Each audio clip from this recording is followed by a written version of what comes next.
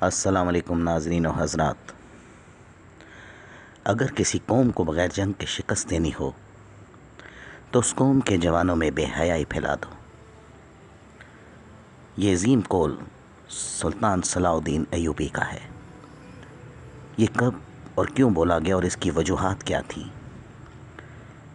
ناظرین، 1187 کو حطین کے مقام پر 7 صلیبی حکمرانوں کی متحدہ فوج کو جو مکہ مکرمہ اور مدینہ منورہ پر قبضہ کرنے آئی تھیں، ان کو سلطان صلاح الدین ایوبی نے عبرتناک شکست دی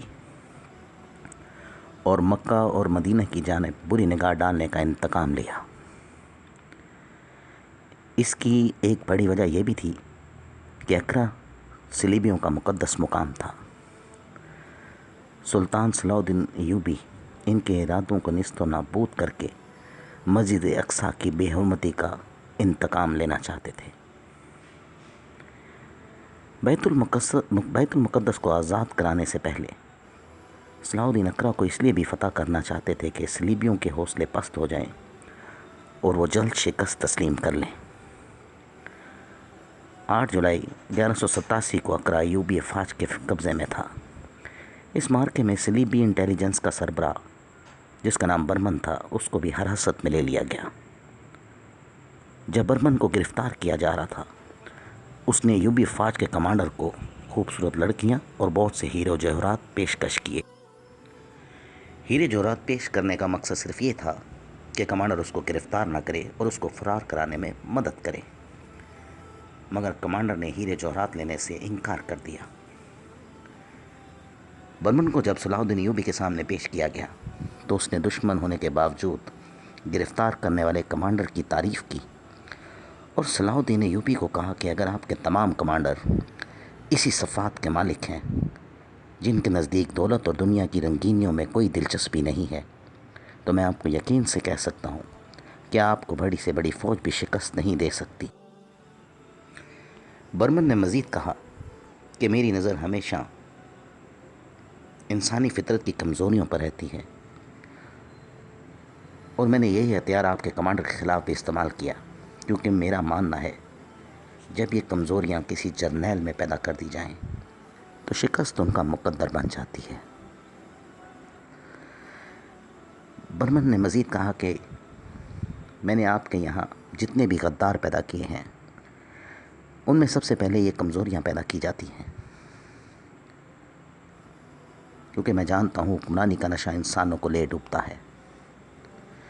آپ کا جاسوسی کا نظام انتہائی عمدہ ہے، مگر ان سب باتوں کے باوجود میں آپ کو پیش گوئی کرتا چلوں کہ یہ سب صرف آپ کی زندگی تک ہی ہے.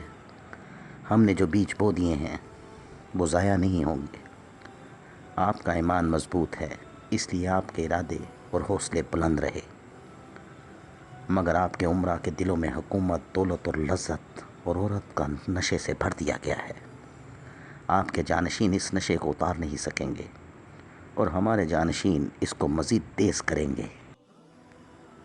آج جو جنگ ہم لڑ رہے ہیں یہ نہ میری جنگ ہے نہ آپ کی جنگ ہے، یہ تو کلیسا اور کعبہ کی جنگ ہے جو ہمارے دنیا سے رخصت ہونے کے بعد بھی جاری رہے گی. اب ہم میدان میں جنگ نہیں لڑیں گے، ہم کوئی ملک بھی فتح نہیں کریں گے. ہم گھر بیٹھے نادان اور بھولے بھالے مسلمانوں کے دل و دماغ کو فتح کریں گے اور مسلمانوں کے مذہبی عقائد کا محاصرہ کریں گے. ہماری لڑکیاں، ہماری دولت، ہماری تہذیب کا حصار جس کو آپ بے حیائی کہتے ہیں، اسلام کی دیواروں میں شگاف ڈالے گا. مسلمانوں کی نئی نسل اپنی تہذیب سے باغی اور یورپ کے طور طریقوں سے محبت کرنے لگے گی. وہ وقت نہ آپ دیکھیں گے نہ میں دیکھوں گا، بلکہ ہماری روحیں دیکھیں گی. سلطان ایوبی نے برمن کے ایک ایک لفظ کو بہت غور سے سنا. برمن نے کہا کہ اے سلطان، کیا آپ کو معلوم ہے کہ ہم نے عرب کو کیوں میدان جنگ بنایا؟ محض اس لیے کہ ساری دنیا کے مسلمان اس خطے کی طرف منہ کر کے عبادت کرتے ہیں، کیونکہ یہاں مسلمانوں کا کعبہ ہے. ہم مسلمانوں کے اس مرکز کو ختم کرنا چاہتے ہیں. آج تو آپ بیت المقدس کو ہمارے سے آزاد کروا لو گے، لیکن جب آپ دنیا سے رخصت ہو جائیں گے، مسجد اقصیٰ پھر ہماری عبادت کا بن جائے گی. میں یہ جو تمام باتیں اتنے وثوق سے کہہ رہا ہوں، یا آپ کی قوم کی فطرت کو دیکھتے اور سمجھتے ہوئے کہہ رہا ہوں۔ ہم مسلمانوں کو ریاستوں اور ملکوں میں تقسیم کر کے ان کو ایک دوسرے کے خلاف لڑوائیں گے، ان کو دشمن بنا دیں گے، اور فلسطین کا نام و نشان نہیں ہوگا۔ یہودی نے آپ کی قوم کو